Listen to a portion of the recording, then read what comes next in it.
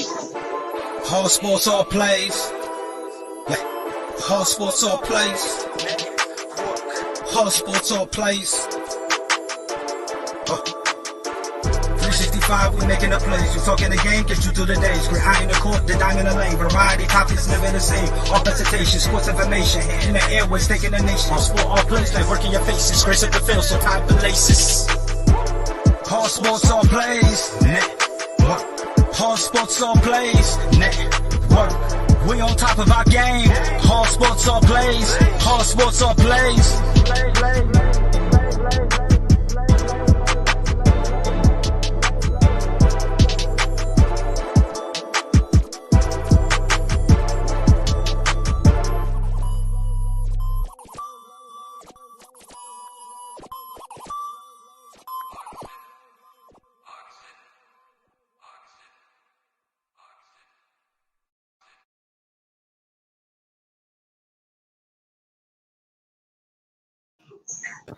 Hey, what is going on, everybody? Welcome to the ASAP Sports Network. I am none other than Ace from the West Coast, and I am being joined tonight by none other than J-Mac out west. How's it going tonight, man? Harper. Can't complain. Doing good, doing good. And then, of course, he is back. It's that man from the Midwest, and we call him Mr. Brandon Big Man Herrera. How's it going tonight, brother? Hey, it's good. I'm glad to be back. You know, a little time off for personal issues, so glad to be back. How you guys doing? I'm fantastic. And before we jump into things, I do want to say that ASAP does actually have some very exciting news. So before we get to what J-Mac has to say, I do have to say that we're actually have another site that's going to be called Talking All Sports and All Plays. And when it comes to that, basically what it is that we're going to be able to bring you more shows, more topics, more people. And I'll tell you what, you're going to really, really thoroughly enjoy it. We're going to try and get that up and going in about a week or two. So you got to be ready for that. Like our page and share it, and you will see it very, very soon. And the content is going to be absolutely amazing. Then now I'll jump over to J-Mac. J-Mac has some other news that he needs to share also. I do. So like Ace said, that new page that we are going to have right now currently on there is an online auction for some sports memorabilia, and there's not a lot on there. And it's nothing super expensive, nothing that, but we're doing this as a support for our buddy Joey Harper that was running an arcade for the kids before COVID. And unfortunately, COVID really took its toll on him. He's trying to get this thing back up and running to keep our kids entertained so they're not out doing anything else that they could be doing in that. So if you can jump on there, even if you can buy, I mean, we got cheap posters on there, honestly. So if you can jump on there and buy a $2 poster, it's going to help him. And all the proceeds are going to go to him. We are not taking any of this. This is not any money coming to the network. This is all going straight to him. So we'd appreciate it if you go on there and take a look. All right. Fantastic. You know, that's a great idea. Anytime you can donate anything to help a business in need is absolutely 100% sincere, and it just means the world to everybody out there, especially when it's a business that helps keep the kids out of trouble and actually give them something to do in time of need. All right, so before we jump into our topics, of course, we have a little bit of housekeeping we need to do. So, Nate the Great, if you could please pull up that Suzanne's Paparazzi Jewelry.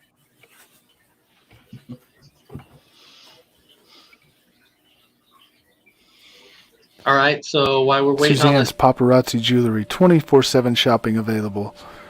160920 is the code. Show her some love, like she showed us, from all of us here at the ASAP Network.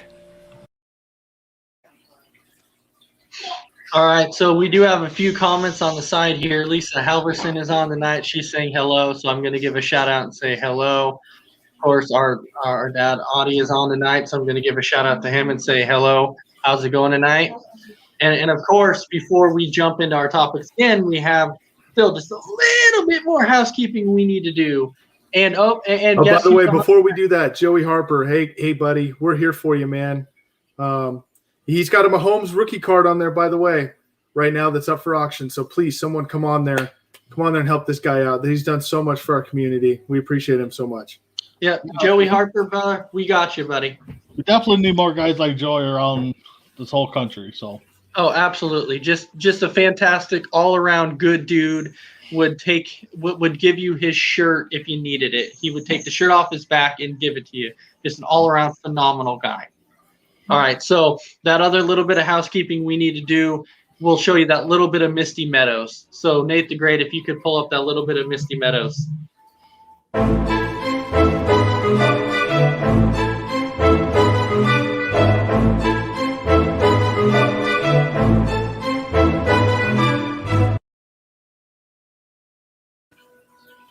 All right, so Misty Meadows. Every time you see that, it just makes you think of that awesome jam, that barbecue sauce, and everything else. But before, I do want to say this, because of the man that Joey Harper is, and how great he is. What do you say we make him an honorary member of ASAP Network by giving him one of our shirts, huh? What do you say about that? Give him a little donation. I mean, there you go. Done. Joey, you get a hold of Ace or myself, and we'll get his t-shirts sent out to you, buddy. Yep, you're gonna be part of ASAP there, man. So congrats. Let's get you rolling on that. All right. So J-Mac, how about you tell us how you can win one of those awesome ASAP Network t-shirts that Joey Harper's gonna get, huh? And Brandon's wearing right now. There we go. Hey. Yeah, so here's how you do that. You do what these guys have done over here. You put a comment in, you like the show, you share the show, you watch the show. It's pretty simple. You type something in there, even if it's, hey guys, what's up? That's all we really need. So do that for us, and you do that enough this month. We add them up. We see who the viewer of the month is, and we send you your very own t-shirt. Now, let's say this. Now, let's say guys like Joey and Lisa and Audie, let's say they cannot hop on and leave comments, but they have just that spare $20 bill in their pocket that they're like, hey, I want one of those awesome ASAP Network t-shirts. How can they still go about getting one of those t-shirts? Well, I mean, you get a hold of one of us, you get a hold of anyone on ASAP. Even on the new ASAP site is the same thing. The t-shirts available there. Like it says right there, $14.99 plus shipping and handling, sizes small to 2X. And guess what? We can get a 3X, a 4X, a 5X, a 6X, however you need to. It just goes a little more. You pay about $2 per size as they go up. But we can get you one. We'll get it out to you as soon as we can. All right. All right. So now tonight we have Nate the Great. If you could please pull up Joey's comment there. So, bro, I'll give you one of my ideas. Then the Misty Meadow spot needs to be the new sauce sponsor. This week's sauciest play is from. I love it, man. There you go. That's not a bad idea. Love it, man. All right. So now everybody knows that each week we go over a top 5 quarterbacks list of a certain NFL team. And we finally finished the NFC side of things. So now we jump over to the AFC. And guess what? This week, we've decided to start with the AFC East. So with the AFC East, the first team that we're going to talk about, of course, is the Miami Dolphins. We had to jump right to the Miami Dolphins. Right. It was kind of up and down. I mean, let's say this. We all know who's number 1 on this list. Oh, do we? Up and down, really. So, with this, since Brandon is back, since he's back now, we'll give Brandon the honors of doing this amazing top 5 list that everybody knows that they want to hear because it's top 5 Dolphins quarterbacks of all time. So, Brandon, you go ahead and give us your top 5 list. Well, at least there was 5 names I knew on the Dolphins list. So I'm going to give a little love to a punter, not because of his stats, but for a certain play. Comes in at number 5, Matt Hack.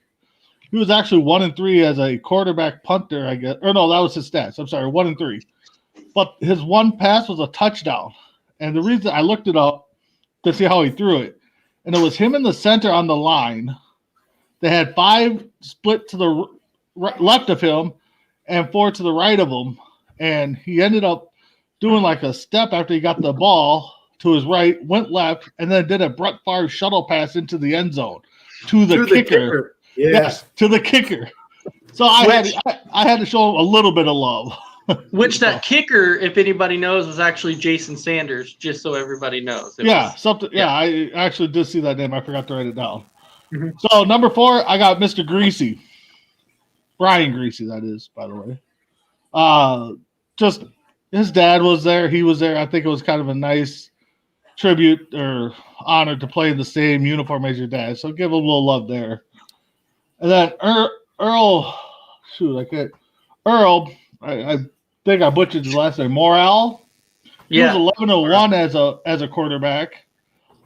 But what shocked me is that he was 9-0 in that year that they went undefeated. And everybody gives Bob Greasy the love, but I mean, for him to go 9-0 in that season, I think he deserves a little bit more love than Greasy does. But number 2, I do have Bob Greasy, 92-56, pretty much second in every Dolphin category for quarterbacks. Plus that 16-0 season. I mean, how can you not have a list on there? And then number 1, Dan Marino.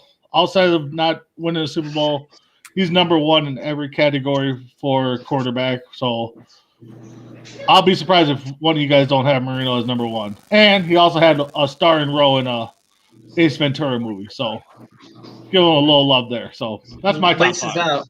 Laces out, man. Laces out. Yeah. All right.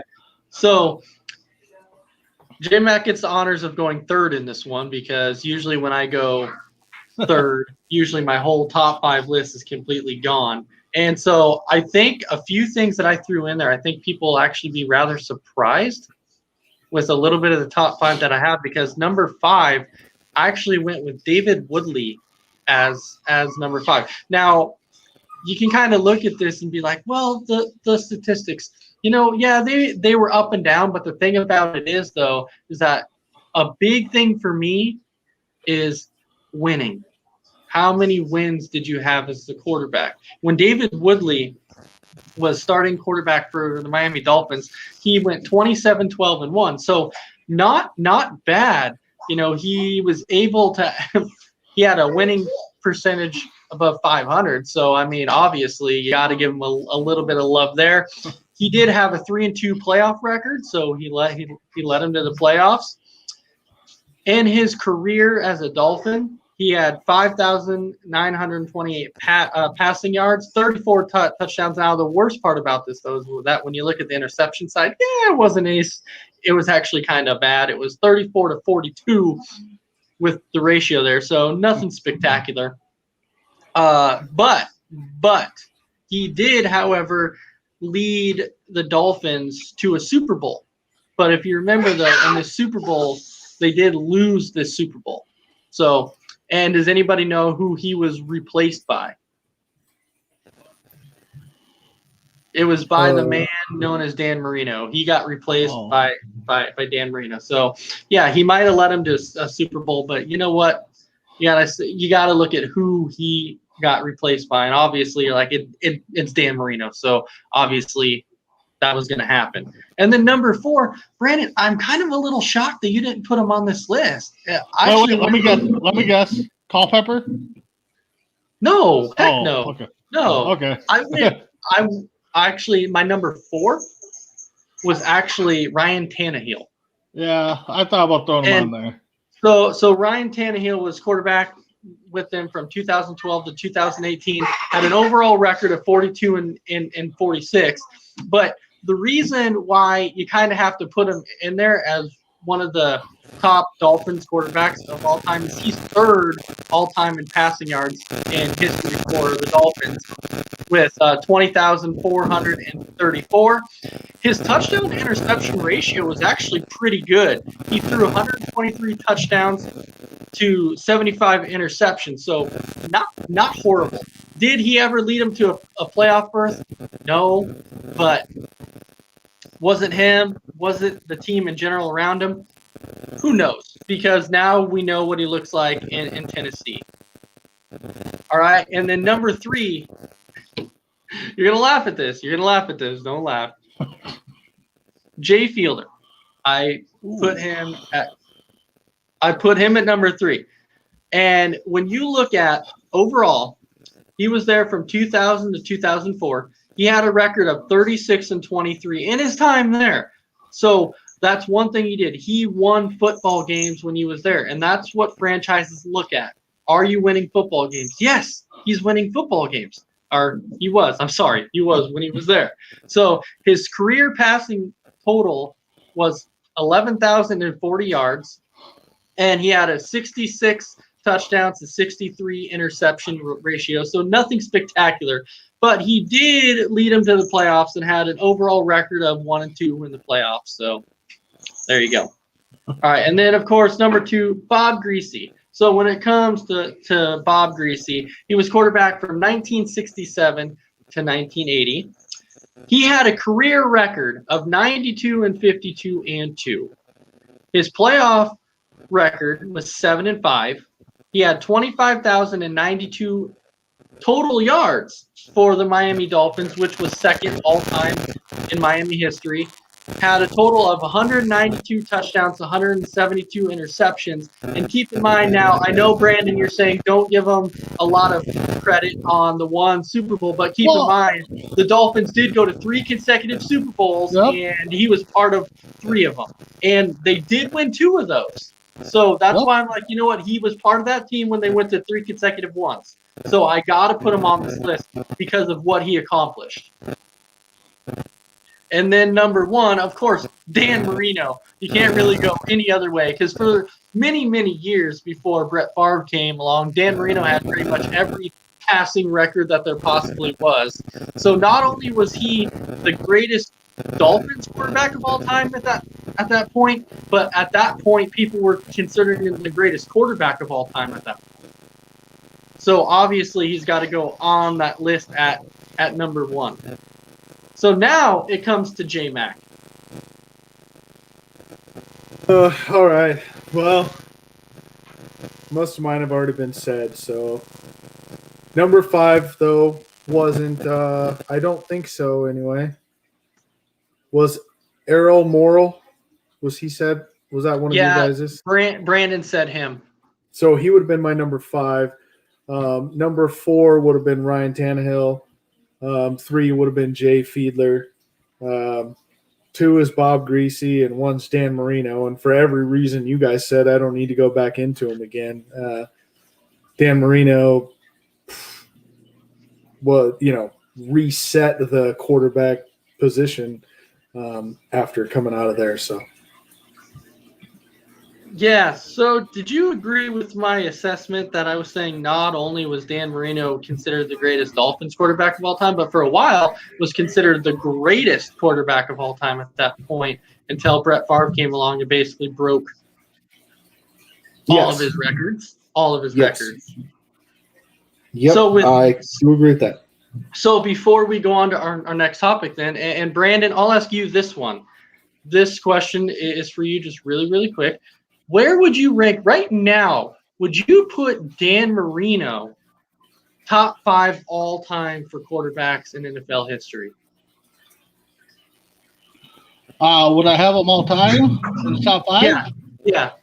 Oh, yeah, I would. I mean, like you said before, Favre, he was on top of every category. I mean, if you judge by rings, no. But I think talent-wise for what he had, I think he's definitely top 5.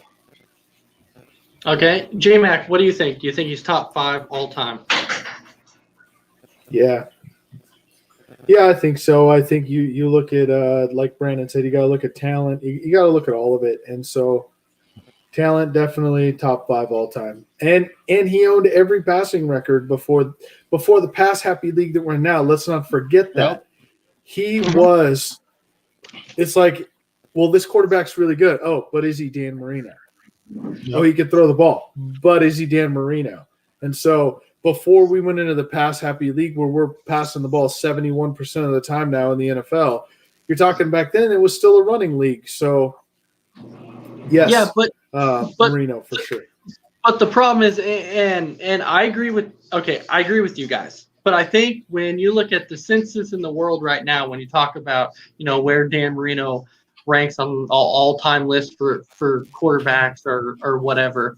When you look at that, people right now are like, how can you put Dan Marino in the top 5 because he never won a ring?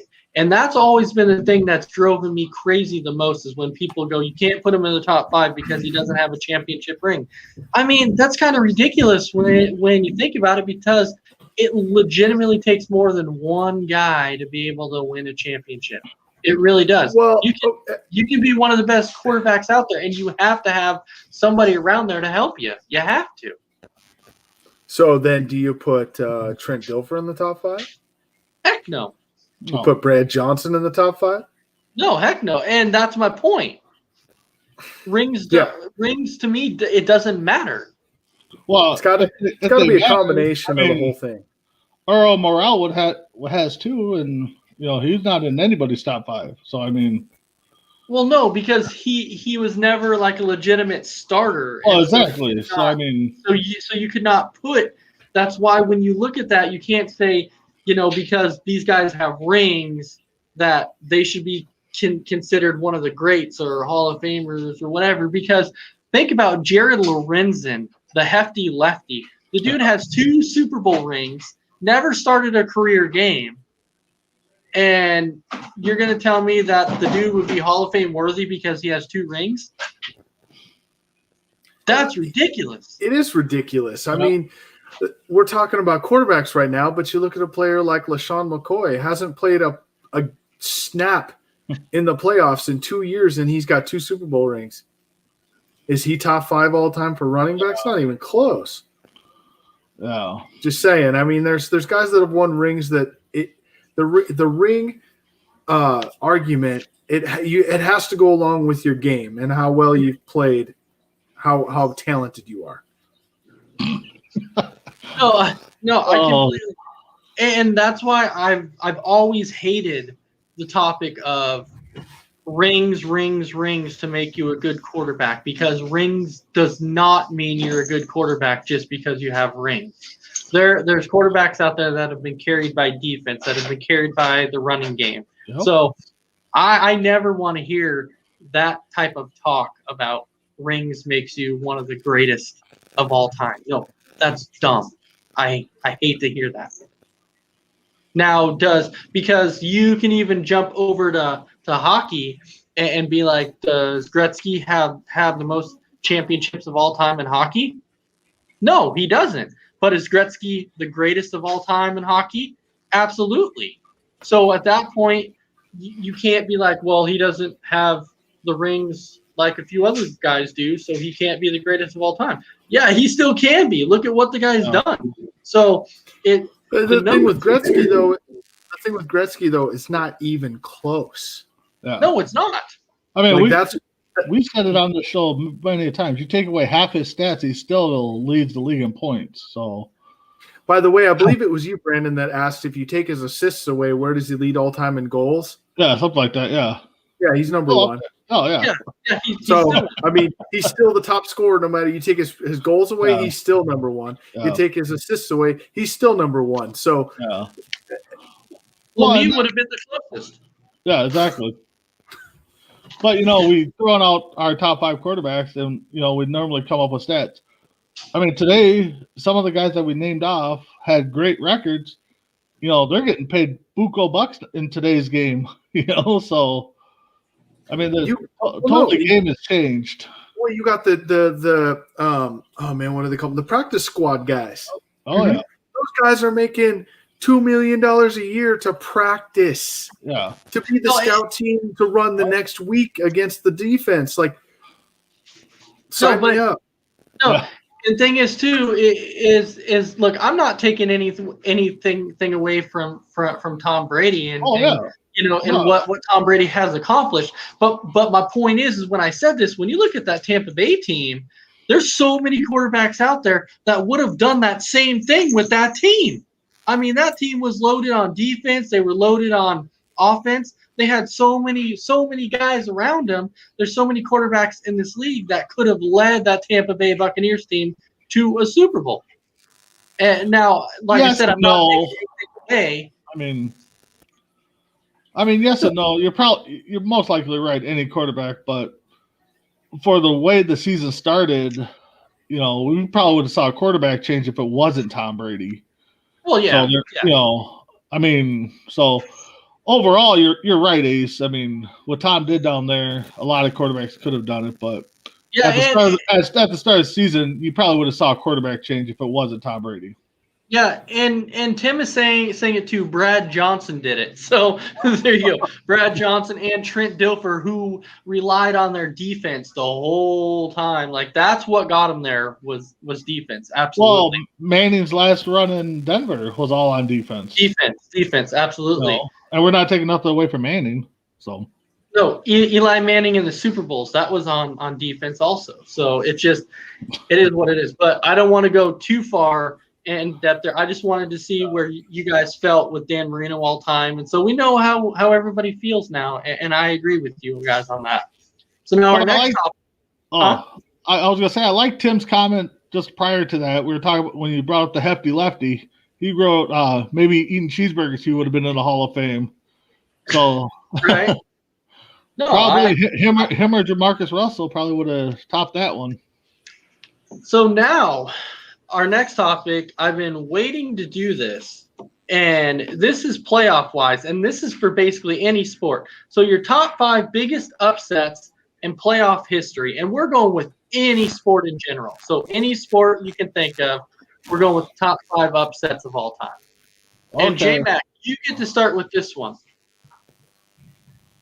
Yeah. It just doesn't have to be pro, right? Because I don't think. Nope, it doesn't matter. It can be in college, pro.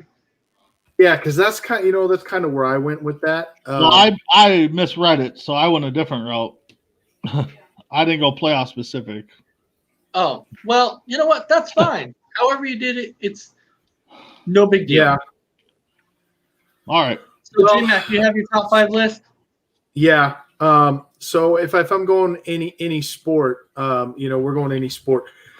It was tough. There's been a lot of big upsets, definitely in the playoffs, and that's the thing about getting to the playoffs. Any team can beat anyone. That's why we play the game, right? That's why the game matters. But I can't stress enough how the NFL is different from other sports in the fact that you don't play a series. You play one game. And any team can beat any other team in one game. And so number 5 for me was the first Beastquake in Seattle. 7-9 Seattle coming in, or hosting New Orleans up in Seattle, and he makes off that run where he gets knocked backwards, runs through every tackler pretty much, and still scores a touchdown. They end up winning that game and knocking off the 10-6 or 11-5 New Orleans Saints. So that was definitely a huge upset in the playoffs.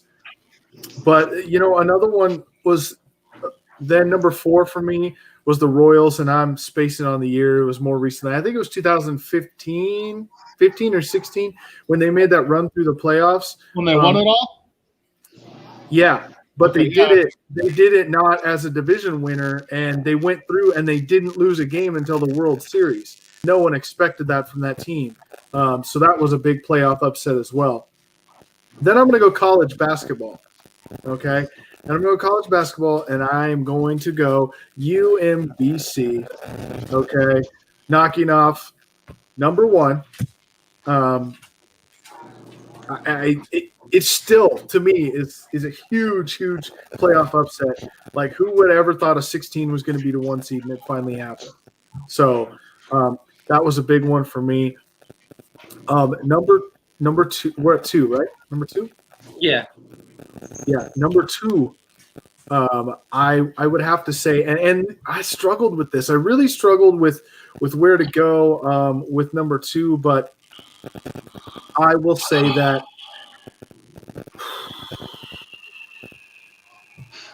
it's when the oh man, this is tough because 2 and 1 could really go either way for me, but I'm gonna go. I didn't even have 2 or 1 honestly written on these because I had them both kind of in the same.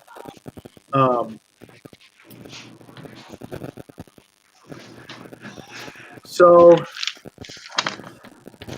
it was 2016 when the Cavaliers beat the Warriors in their 73-9 season.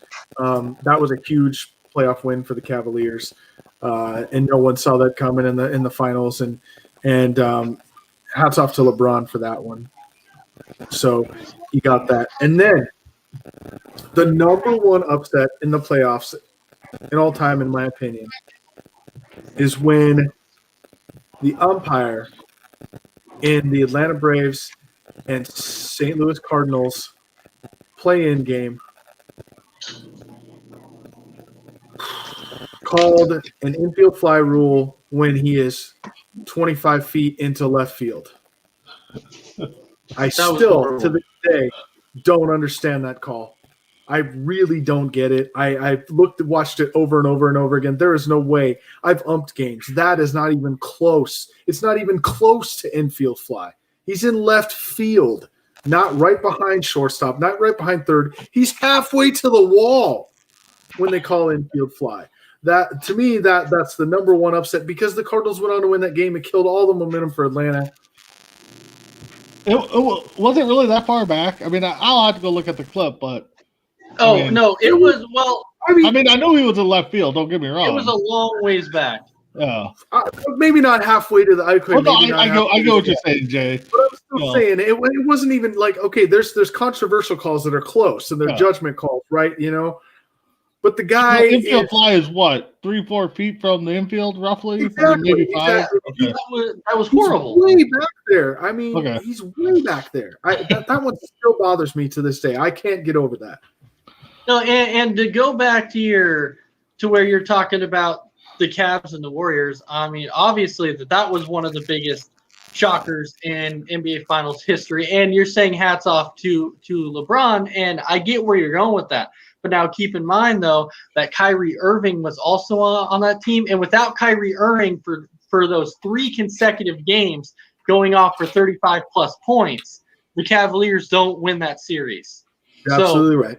And those when they were down 3-1 and they came back and won it, that like Kyrie flat out balled in that series in the final 3 games. So I gave a lot. And, of course, they gave the MVP to LeBron at that point, and I'm like, are you kidding me? I was like, Kyrie flat out balled at those final 3 games. So, but I do like your top 5 list. I was actually a little surprised that you went with Beastquake. I actually wasn't expecting anybody to do that, and I personally stayed away from the whole Virginia one too, because I figured somebody was going to touch on that because it's only happened one time that you've seen a 16 seed beat a 1 seed. So I figured somebody was going to do it.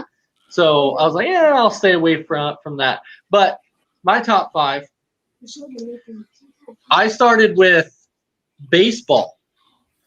And I actually went to 1969 when the New York Mets played the Baltimore Orioles in the World Series. And the reason I went with that is because before the season started, the Mets weren't even considered contenders. Like, they were going into that season, everyone had the Mets already written off, be like they're not going to contend at all. The Orioles had the best pitching staff in baseball. They had the best roster in baseball. Everyone's like, you know what, it's going to be a clean sweep. Well, guess what? The Mets came in and they shocked the Baltimore Orioles. And when I mean they shocked them, they shocked them. They beat them 4-1. That's how much of a shocker it was. And that's why when you completely think about it, it was that Miracle Mets is what they called them. That's when they came up with the whole Miracle Mets, was because of that 1969 run that the Mets had. That was completely crazy. And yes, one of the comments was, what about the Loyola Chicago run? I mean, absolutely. That was quite a run. I mean, that was crazy too. I like that one. Yep. Now, my number 4, J-Mac, I went with you on basketball, but I did not go with that one. The one that I actually went with was, if you remember back in 2006, 2007, going into the playoffs, the Dallas Mavericks were the number 1 seed going into the playoffs, and everyone's like, it doesn't matter who's going to play the Mavericks. The Mavericks are going to come in and just annihilate them. It doesn't matter. And then the Golden State Warriors, ran by Baron Davis, if everybody remembers him, the Golden State Warriors come in and upset the Dallas Mavericks.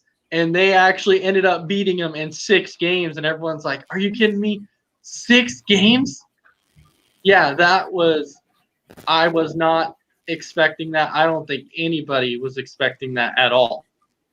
And then, of course, just because I'm a homer, I had to throw this in there. Number three, I went back to the NBA side on this one also. And this one was when my Detroit Pistons knocked off the LA Lakers. And I had to put that in there because nobody saw it coming. Nobody gave them a chance. And that one was done in 6 games also. It was that bad boy era, the last time that the Pistons were actually relevant and good. You had to put that in there because that was one of the biggest upsets in NBA history. Nobody saw it coming. And guess what? It happened. So I can't wait until that happens again to where we're actually relevant again and come and surprise us. Okay. And well, hey, and I know it's not going to be for a while, but the reason why it was so surprising when you think about it is, that they had Kobe, they had Shaq, they had Robert Horry, so they had a lot of big-time shooters.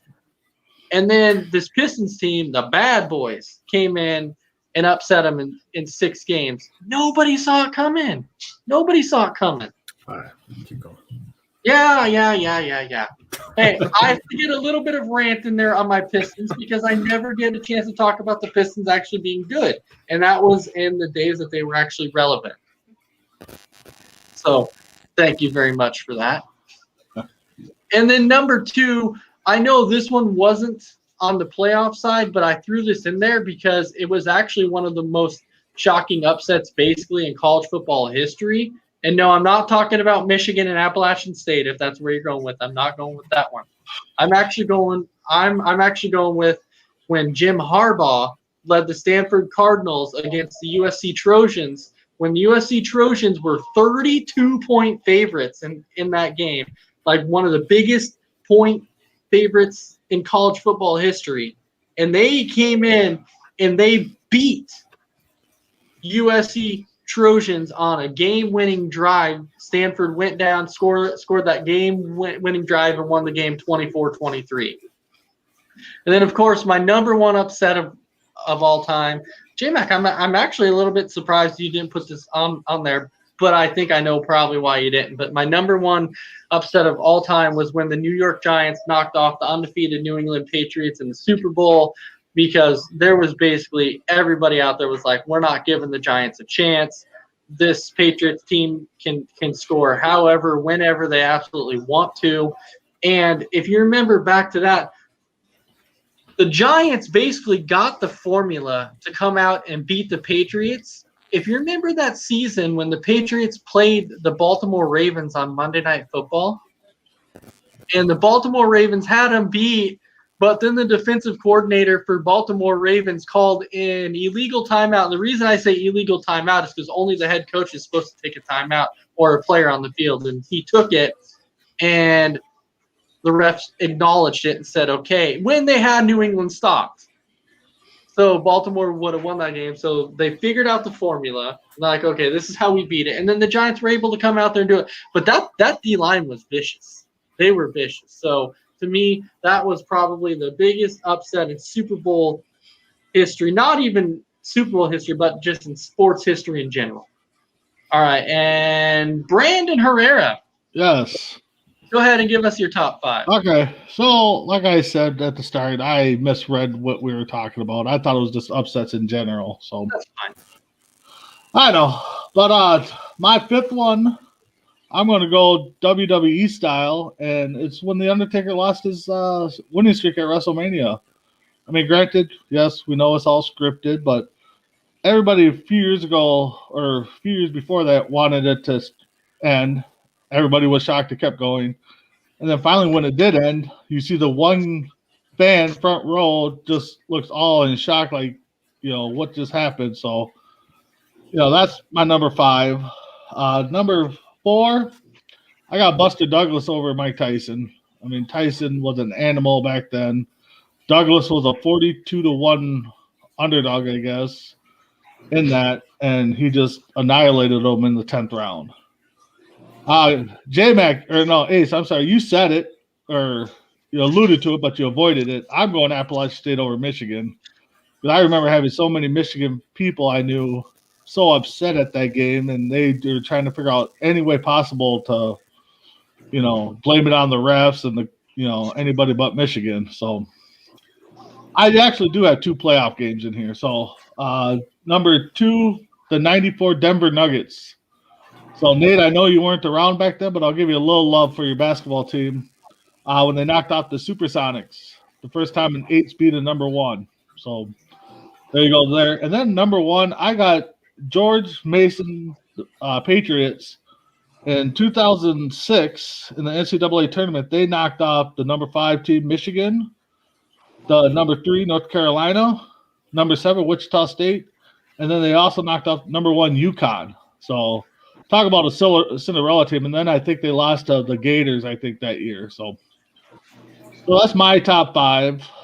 But, J-Mac, I wanted to correct you a little bit. You said 2015 Royals didn't win the title from the Central? Because they did. It was 2014 they went to the World Series as a wild card. I couldn't remember the year, but thank you for that. Yeah, no problem. I had a question too because I was looking at that one too. So right.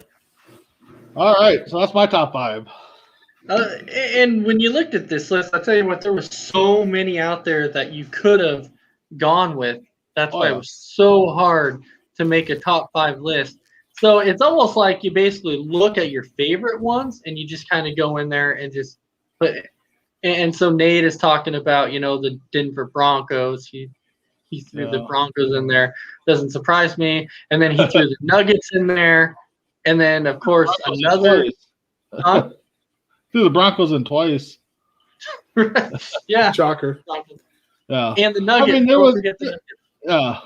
I mean, there was the Vikings and the Falcons in '98. I mean, that one was big too because I think it was the Vikings and Chiefs Super Bowl where the Vikings, I think, were double-digit favorites, and they ended up blowing that one. Yeah, but if you remember, though, when it came to the Vikings and Falcons, if Gary Anderson, who hadn't missed a field goal, it was like in 2 years or something like that, was like 42 for his last 42. If he doesn't miss a 34-yard field goal, that game is over. And one of the biggest upsets in NFL history doesn't happen. You are correct. Right. By the way, who's the all-time leader in points? Well, it's Vinatieri now, but who was the all-time leader in points before Vinatieri? It was Gary Anderson. And he's remembered for missing a 34-yard field goal in a 15-1 season when they broke the points record. Well, and the thing is, I mean, Dennis Green coached wrong. I don't know why you don't throw it up almost every other play to Randy Moss.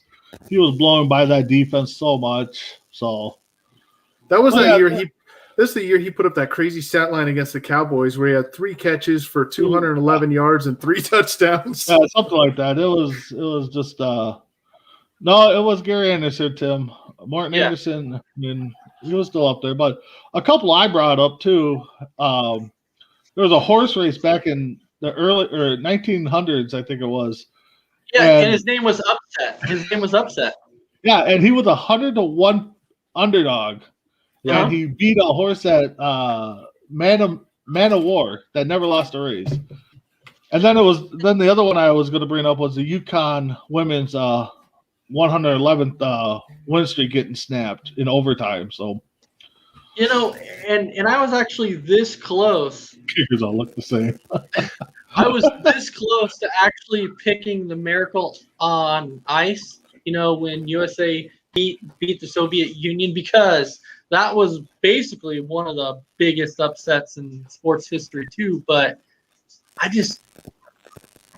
I really had to look at some of my favorites, and so I went with some of my favorites. And it's weird that I had the Patriots and Giants at number 1 because I'm not a Patriots fan and I'm not a Giants fan. But I had to look at this and I'm like, okay, I was glad the Patriots lost. I was certainly glad that they lost. So I was completely happy when the Giants were able to knock them off.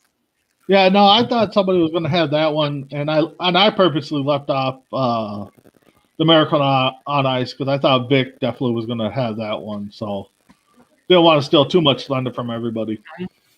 So, of course, we come to our next topic, which our next topic, of course, and I know the looks on your faces that you guys are like, oh, man, you've got to be kidding me. And that's why I did it, because being a manager, this would be this. And what did he say? I'm more upset that Ace and Brandon don't have beards.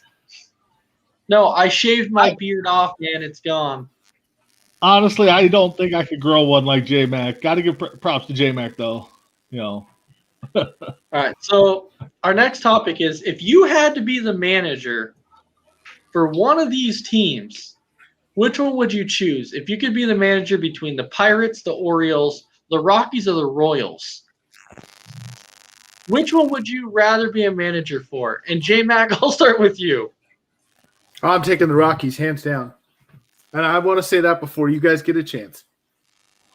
So you're going to immediately take the Rockies? Yeah, because at least I have Story and Blackman. Blackman. At least I have two guys that I can trade away to try to get some pitching help. At least I have something. The other teams don't have anything. They got nothing. All right, but J-Mac, if you would have, this question was asked earlier, would you have done the same thing before they made that big trade for St. Louis? Or would your answer been different? If I still had Arenado? Yeah. Yeah. Still, out of these teams, I'm going to take the Rockies. I'm sorry. What do the Pirates have? Well, if they had Arenado, I wouldn't have put the Rockies on this list. That's true, too. That's a good point. So, that is true. Yeah, no, with this list the way it is, at least I could take the Rockies and try to get some pitching help. I got nothing anywhere else. Absolutely nothing. Well, we're talking an Orioles team that their win of the offseason was signing Felix Hernandez. Yeah, and so yeah. So this is actually what I'm going to do. I changed my mind just slightly bit here. So I'm going to try and change. I'm actually going to change up. I'm going to change up the question here, and that is because that was too easy. Okay, that one for J-Mac was too easy. I wasn't taking the Rockies. But so I'm going to change it up here. And I'm going to take out the Colorado Rockies because I don't want J-Mac to take the Rockies. I don't want him to. So I'm going to take them out. And the team I'm going to insert instead of the Rockies, I'm going to throw in the Detroit Tigers. That's the other team I'm going to throw in.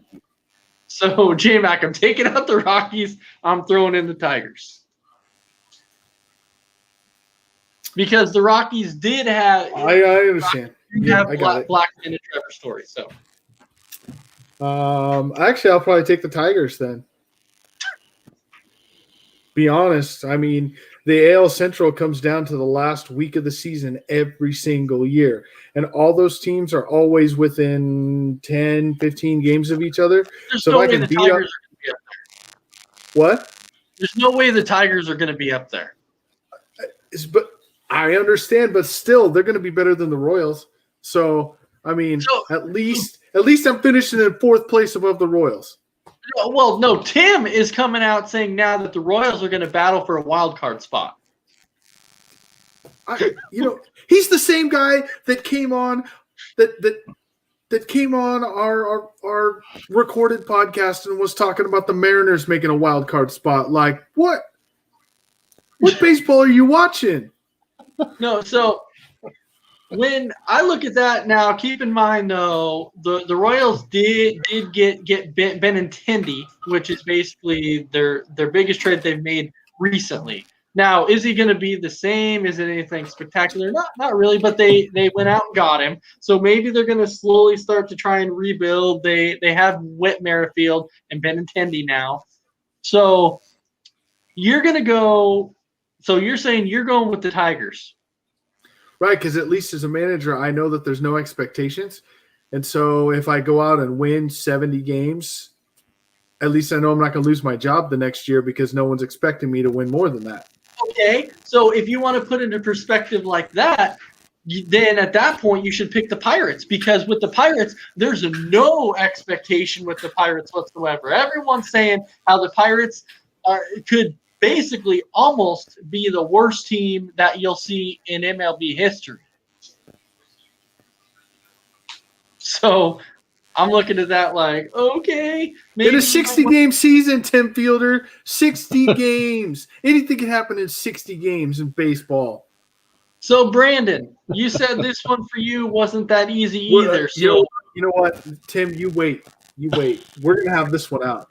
Oh, there might be a little bet going on here, I see. So, but yes, this one wasn't really easy. I mean, yeah, the Rockies, but you took them out. I mean, even if you inserted the Tigers, still had to think a little bit about it. But I'm going with the Royals. I mean, they've had recent success, but to be able to coach in that stadium though, with the waterfall in the background, I mean, for me that would be amazing. But because of the waterfall, yeah, why not? I've always liked the look of that field just to have something different. You probably get to meet Patrick Mahomes too. That'd be kind of cool. Exactly. And Bo Jackson, George Brett, and Saberhagen, and I mean, honestly, out of the 4 teams, I really can't name probably 5 guys combined on any 4 of these teams. Especially the Pirates. I actually thought about the Pirates, but it's like, God, I can't even name anybody off that team. So, but like J-Mac said, I mean, these 4 teams, you're not expected to do anything, so your job's safe for at least 2-3 years, so you can build something. I mean, J-Mac had it right. Take the the Rockies, because you have 2 pieces that you can trade away if it really falls out. But I'll go with the Royals. And since J-Mac picked the Tigers and you took the Royals, I don't want to be the guy that's going to come on there and be the same as everybody else. So I'm going to change it up a little bit. And I am going to actually take the Orioles, and here's why. And I know you're like, okay, that's a little bit of a shocker. It is kind of a shocker, but when it goes back to it too, you can think that the Orioles right now have no expectations either. And because look at the division that they play in. They play in the AL East with the Yankees, which are going to be good. And then you look at the Blue Jays, that they're going to be good. The Red Sox, you have no idea what you're going to get from them. And then obviously you have the Rays, which people are like, okay, they're going to probably be good. So you have 3 good teams in the AL East. And at least if I'm a manager and the Orioles don't do good, you're like, hey, I'm going with 3 of the best teams in the AL, and you're not giving me anybody. So at this point, at least I have something I can be like, hey, you got to give me some more players here if you want me to compete in the AL East. So at least that would save my job a little bit in that aspect, because they traded away basically their best pitcher in Alex Cobb. He's gone. They don't really have anybody left. Think about, it was like 4 years ago when the Orioles were actually good, when Nelson Cruz was there, and then they started getting rid of everybody because they had Nelson Cruz, and Chris Davis is still there, but man, he's gone completely like a nosedive, and Matt Wieters is gone now. So everybody they basically had as that young core, they're all going away. And then think about Adam Jones when Adam Jones was there too. I gave him credit. Because he was with that team forever, and I would have left that disaster many, many years ago. But he stayed, and I gave him credit. So I would actually go with the Baltimore Orioles for that reason right there. Yeah, I can't disagree with either one of the 3 picks that we have. So they're all dumpster fires. But Matt, you brought up Matt Wieters. I mean, that guy's fallen way off the face of the earth. Oh, absolutely. Is he still in the league, or is he out? He hasn't signed with anybody yet. Okay. Cool. Yeah, because he was supposed to be. He gets signed with the Pirates. Yeah, but yeah, he was supposed to be a big the next big thing next to Joe Mauer in catching, and the guy just fell straight Never off the face of there. Exactly. Never, ever happened. So, J-Mac, I read this comment on the side here, and I have to know, because Tim's saying you picked the Bengals. What on earth is he talking about? And please don't tell me that you had the Bengals picked to win. I said the Bengals are going to win the AFC North because I can't pick the Browns. There's not a bone in me that can do that. The Steelers are going to take a step back next year, and the Ravens really aren't what they say they are. So why not give it to the Bengals? I mean, they got Joe Burrow. They'll get some picks this year. They'll get whatever. So the Bengals will win the AFC North. That's what he's talking about. Bold prediction. Okay, that one was bold, but all right. That's cool. Okay, so the next topic that we're going to jump into is J-Mac Spotlight Player. So who do you have for us this week? Well, I have. Let's see if you guys can guess who this is, by the way. Like we do. Ooh, I like the guessing game. Nate, you have the Browns going 14-2? What? What? Yeah.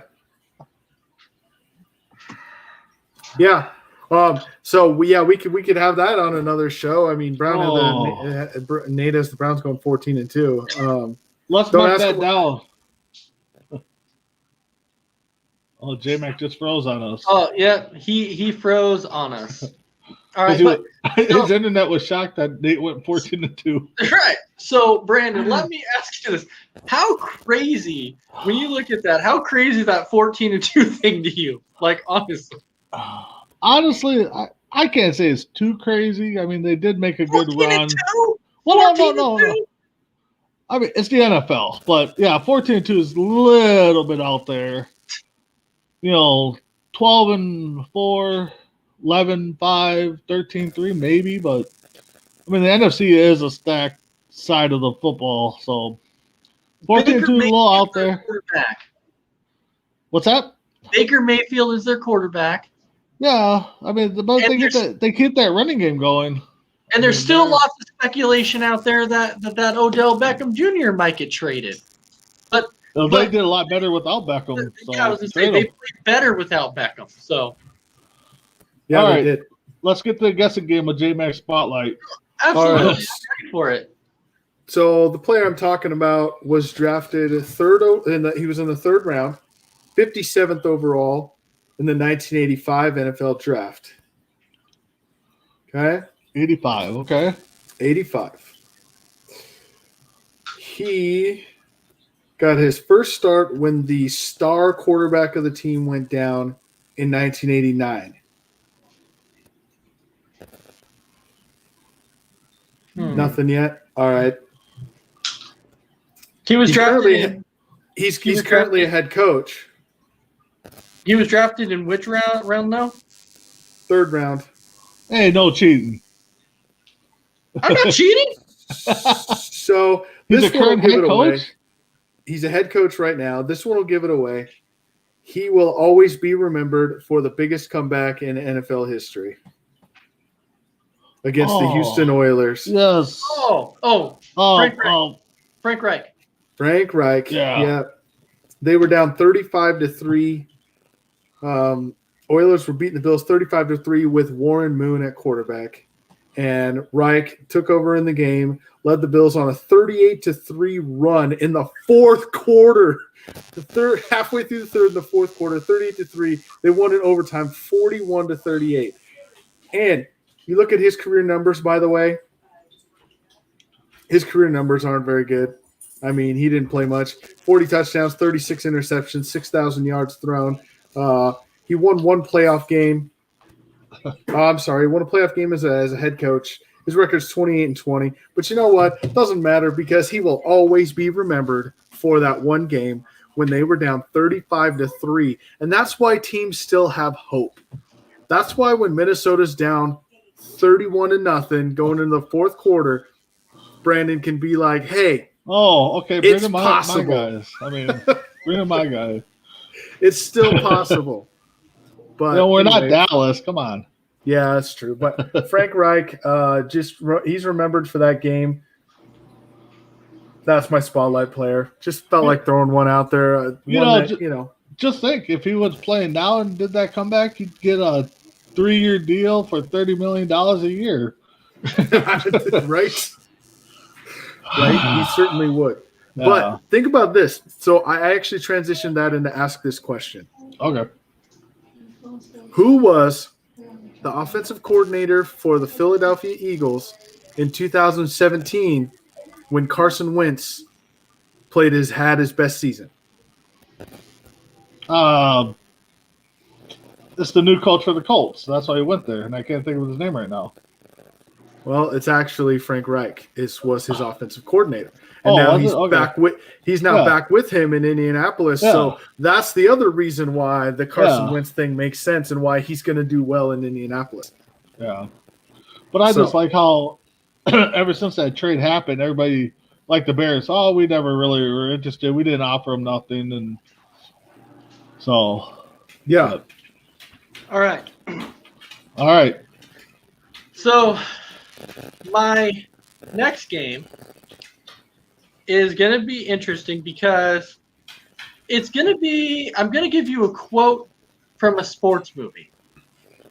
Not only do you have to guess the sports movie, but I want you to tell me if you can remember the person in the sports movie who said it. Ooh. And so, Nate, you're going to have to keep score on this one also. So get ready to keep score on this one. You got J-Mac versus Brandon Herrera. And we're talking about, you got to name the movie. J-Mac's been killing it in these games. Yeah, and you got to name the movie and the person who said it. Person who said it. Okay. Yeah. So, J-Mac, defending champion, you get to choose. You want to go first or second? Second, please. You're going to go second. I'll take the wind. Okay. All right. So he's going to go second. Okay. All right, Brandon Herrera. Your sports quote is, it looks like Willie Hayes is trying to hit Rick Vaughn, and why not? Everybody else in the league does. It was Major League 2, and it was Bob Uecker. But what is his name in the movie? I know this. I know this. You got to give me his character's name in the movie. Yes, I know it. I know this. I don't know, Monty. It looks like he's carrying his left a little low. Dang it. I know it too. It is God dang it. And I watch those movies religiously almost. Everybody said that his best quote in the best thing in that movie for him though was just a bit outside. Oh no, that wasn't the best one. It is just because he says it at the beginning of the first one. Harry Doyle. Yes, you got it. You got it. Harry Doyle, you got it. For some reason, I had them both, but I had them different first names, or like Harry and then a different last name, and Doyle and a different first name. God, I would have been so mad. I probably would have broke my laptop. All right. I actually think Uecker's best quote in that series is, God, now I can't even think of it. It's a quick one when somebody hits a home run and he's like, says a quick line. Out of here. Yeah, something like that. Yeah. So, but he also had a good one though too when Pedro Serrano was in the outfield and he's like, it looks like he's doing some limbering up exercise out there. What a pain. All right, so J-Mac, this one might be a little bit rougher, but you've been killing it, so we'll definitely see here. All right, name the movie and who said it. And this one's really, really short. It says, get him a body bag. Yeah?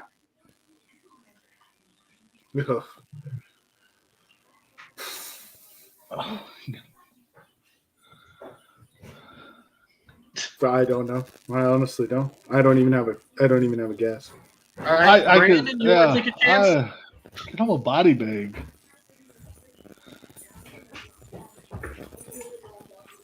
I want to say it's a football movie, but I can't. I give up. It was actually not a football movie. It was actually the movie was The Karate Kid, Oh, and Yes. Tommy said it.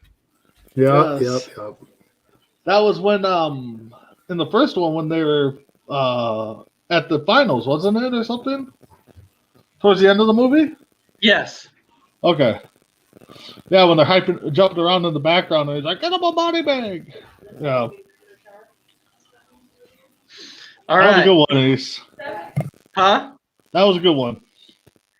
Yeah. All right. Oh man, Brandon, you keep getting these freaking easy ones. I can't believe this is ridiculous. All right. That first one was easy, but I couldn't get him the acting. No, Good this one, J Mac's gonna be like, really? Are you kidding me? All right. The quote is, "You play ball like a girl." Oh, it's Sandlot, and it's oh God,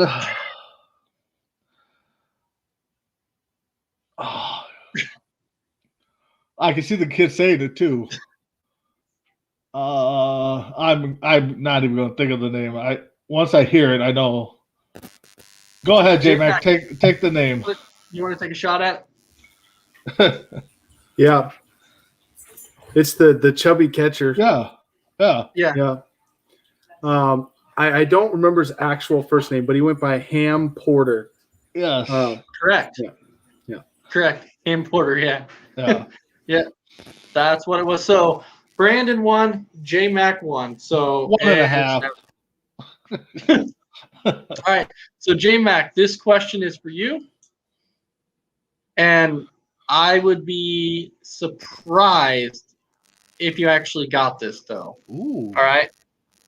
So the quote is, "If you put your effort and concentration into playing to your potential to be the best that you can be, I don't care what the scoreboard says at the end of the game. In my book, we're going to be winners." Oh. Oh. Oh. But I don't. Oh. I might be wrong.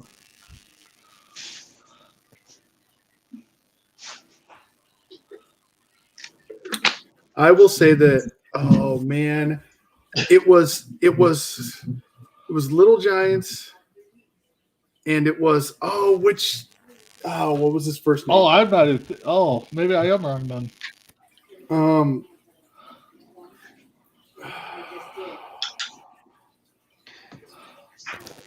What was the brother's first name?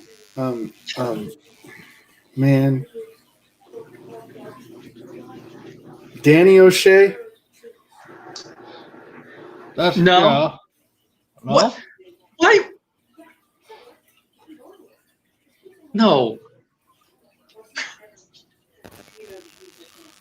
What the heck? Is that Yeah, a that- yes or no? Oh no. Were you thinking of the Little Giants? Yeah. And no, that is not the correct movie. Okay. Is it the Brandon, Gridiron do you have Gang? a guess? Huh? Gridiron Gang? No. So Oh, wow! the you got me. movie was actually Hoosiers, Oh, Yeah. God, it's been a while since I've seen that one. and it was said by Norman Dale. Yep. All right. So, Brandon Herrera, the next question comes to you.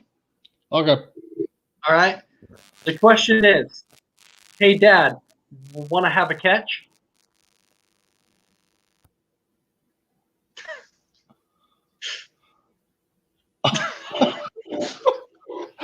Oh,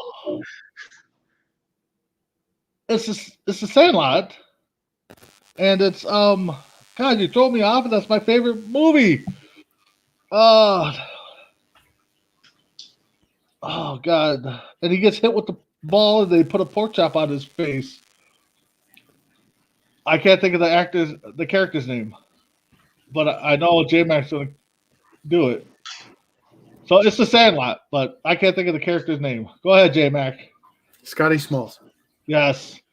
But But both of you are incorrect. What? It is not from The Sandlot. It is from The Field of Dreams, and it was said by Ray on The Field of Dreams. Oh, at the end. At the end. Ray Campanella. Yes. Yes. Yeah. Yep. No, you got me on that one. That's a great curveball in there. I forgot all about that one.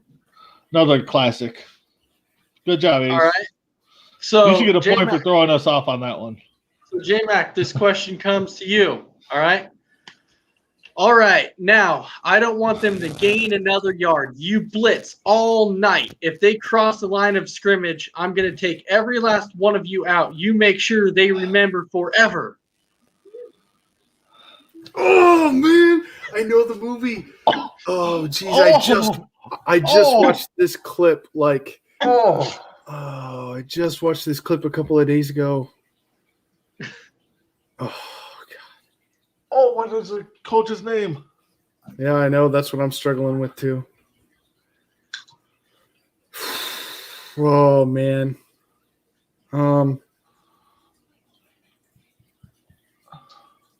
Man, I'm gonna hate myself when I don't know this because And I am too. Denzel Washington looks right at him Yep. and says, "Oh, jeez." Yep. I know it's Remember the Titans because he Yep. goes on that whole thing about Yep. I'll never let them forget the night that they played the Titans. Mm-hmm.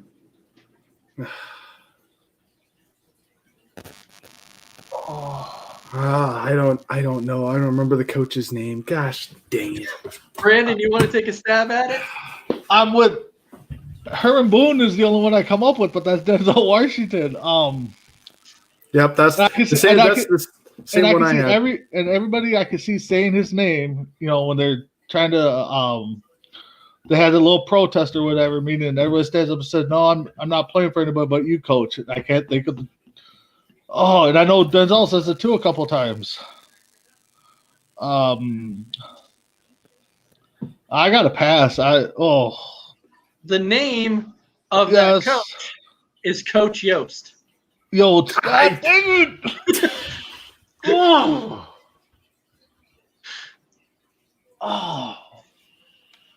I'm not playing for anybody but you, Coach Oates. Yeah. God damn it. Oh. Because that whole Hey, that's- scene is like whole scene is one of the best ever in a movie. Yep. Because it's Oh, yeah. like they get mad at the other team and they're like, "You call a fair game," and he just goes off. Yep. Well, even when Denzel's in the locker in his office, I'm here to meet with Coach Oates. Yep. He says it. Ace, you should be up 2-1 on us right now. Those are great ones. All right. So here's an whose question is it next? Brandon. Yes, right, I did so- say pass. I All told right. Freddie. So Brandon, your question is: it looks like it's in the hole. It's in the hole.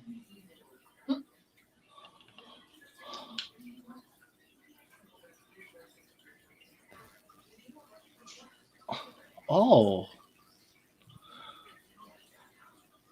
It's in the hole. It's in the hole.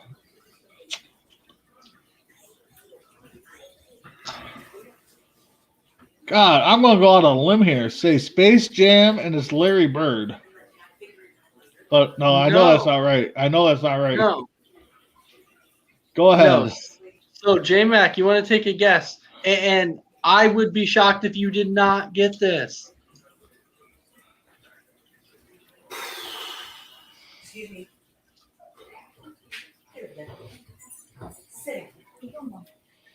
Wait. I am probably wrong with this, but I want to say that it's Dick Enberg and it's Happy Gilmore. No, Oh, it's not. So the correct movie on this one was actually Caddyshack. oh wow. Yep, And Well, coming to me now. Yeah. it was Carl Spackler who said it in the movie Caddyshack. No. Oh, just a Cinderella boy from. He's about to win the Masters. God, Ace is really stumping us tonight. Looks like he's about to be Masters champion. It's in the hole. Yeah.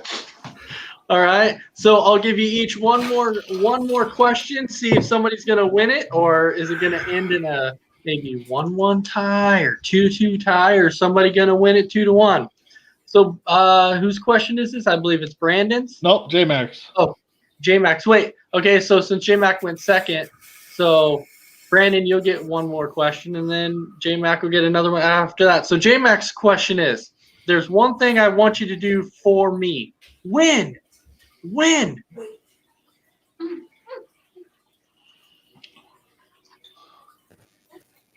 Right.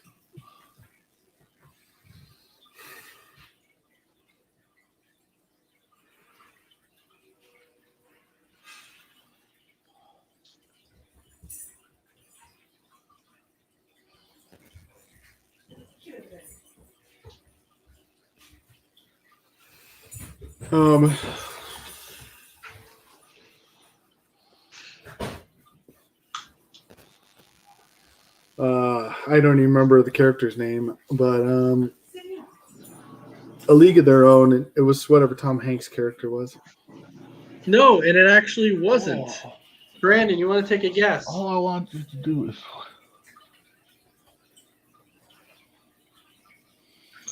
No, I was thinking League of Their Own too, but so this one was actually from Rocky 2, and it came from Adrian.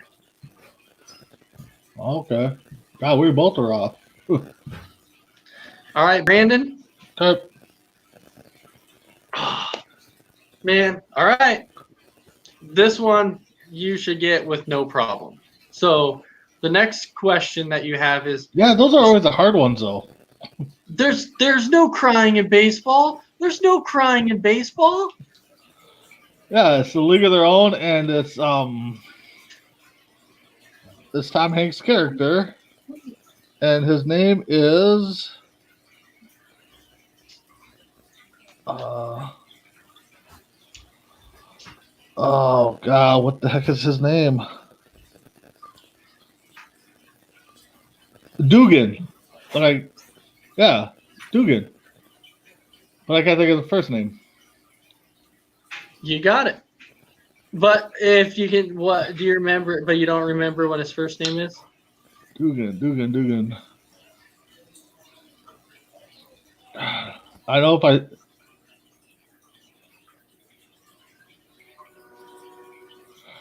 Something says Bob Dugan, but I know that's not right. Nope. But that's okay. We'll go to the judges on this one. He says Dugan. Do we give him a point?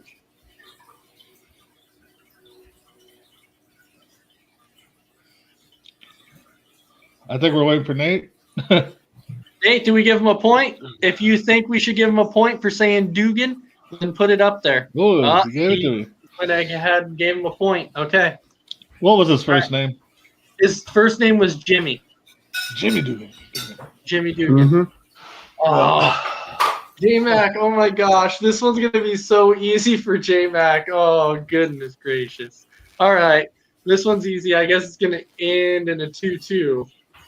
So the quote is, I wish I could say something classy and inspirational. Shane Falco, the replacements. There you go. I wish I could say something classy and inspirational, but that just wouldn't be our style. Pain, chicks dig scars, glory lasts forever. Yeah. You must have seen that movie a few times. Just a couple. That's one of his favorite sports movies. Yeah, Besides, huh? Oh, when you threw that Major League one out there, I would have kicked myself so hard if I could have, if I did not get his name. Yeah, and that's why on a few of those, and so that's why I made it a little bit harder this time, because coming out and saying the movie is easy, but if you have to remember the character, it makes it a much more difficult. Well, I mean, even remember the Titans one. Yeah, classic, but we couldn't even think of we all wanted Boone. I'm not kidding. I literally watched that like 2 days ago. I watched the clip. Yeah, I've Right. probably seen it too quite a bit. And yeah, You make them remember the night they played the Titans. That's Yeah, probably one of that's- the best movie scenes ever. yeah. Don't let them gain another yard. Well, that one in the meeting on the mound where Dorn comes over to Wild Thing and grabs the ball, and they think they're going to throw down, and he drives it up, and he's like, "Strike this out." Yeah. And then afterwards, he punches him. Yeah. Well, Serrano will have to have a rocket up his to catch that one. That baby's out of here. Yeah, I could go on and on and all night There's about actually a good one in the third Huh? major league. There's a third major league, and there's actually a good line in there. Yeah, at the end of the movie where the superstar hitter comes over and goes, "You want me to lay down a bunt?" He's like, "No, I want you to take him downtown." Downtown. Yeah, And then he walks back at the first baseman goes, "Told him to bunt." He's like, "No, I told him to take him deep." He's like, Yeah, "What? You didn't tell him to do that?" He's like, "I know." yeah, because his name is Downtown Anderson. Yep, downtown Anderson. Yeah, And it was Major League back to the minors. Miners. Yep. Mhm. Yep. All right. They followed the Great Twins. Well, that's the end of our show for the night. So, Brandon, I'll go ahead and start with you. You got 30 seconds to finish up whatever it is you have to say.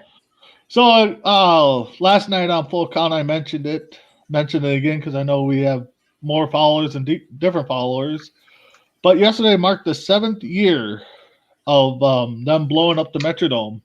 J-Mac, I know you said you visited there a couple times. Well, for me, it's a place that I'll never forget. A lot of baseball, a lot of monster trucks, a few wrestling shows, football, and just the drive towards downtown and you see the big dome in the sky. To me, it'll never be missed. I mean, I know we all got that one place in our heart that goes out of business or gets torn down that you always have a good memory. So 7 years ago yesterday, rest in peace to the Hubert H. Humphrey Metrodome. And J-Mac. Yeah, I do have a thing on that, and I'm wondering if that baseball came down when they tore it down. No, I just again want to remind you about the online silent auction for Joey Harper. Really good guy. Please go on and help him if you can. Please. I can't ask enough. Do what you can, even if it's a couple bucks. I mean, this guy has done so much for everybody, and he's just a good guy. So please go on, look, because if you don't want to just donate and you want something for your money, you can at least go on there and buy, like I said, buy a poster, buy a card, buy something. You get something for your money. So please go do that. All right. And I'll leave you with this because this one just popped in my head, and it was sitting at a 2-2. And people kept saying this movie. So the final one I'm going to leave you with on this one. Maybe somebody will have a guess, maybe not. But the final one is when he's like, "Oh, that's 3. Oh, I'm good. You can count. Okay, and you can count on me waiting for you in the parking lot." Yes. Oh, Happy Gilmore. yes. And it's the big guy. I don't know if they ever say his name. It was Mr. Happy Larson. Gilmore. Yes. Yes. Actually, okay, since you brought that up, Ace, I actually am friends with a guy on Facebook here that actually made a couple appearances in that movie. His name's Pat Ryan. He was another big guy. You see him where Happy Gilmore is signing the lady's chest, and he's off in the corner. He's got his shirt wrapped around his waist, and he's, it's got to be like 6'3". I mean, he stands out pretty big. So kind of funny you brought that up tonight. Yeah, I just had to throw that out there. But Yeah, make us feel Right. stupid. I get you. anyway, so I want to thank everybody for watching another episode of Sports Minute. And tomorrow night is another episode of Real Talk. So hop on and catch that. And then, of course, it's round 2 of the Full Count Baseball Show. So I hope everybody has a fantastic night. And we will see you again on Saturday for another episode of Sports Minute. So everybody, Have a fantastic night. And don't forget to catch Rob Wilds on Between the Ropes on Sunday also. Rob Wilds and Chris Casanova. They're going to be our special guests. So have a good night, and we'll see you again. All sports, all plays. All sports, all plays. All sports, all plays. 365, we making a plays. You talking the game, get you through the days. Great eye in the court, the dime in the lane. Variety, topics never the same. All presentation, sports information. In the airways, taking the nation. All sport, all plays, like working your faces. Grace up the field, so tie the laces. All sports, all plays. Network. All sports, all plays. Network. We on top of our game. All sports, all plays. All sports, all plays.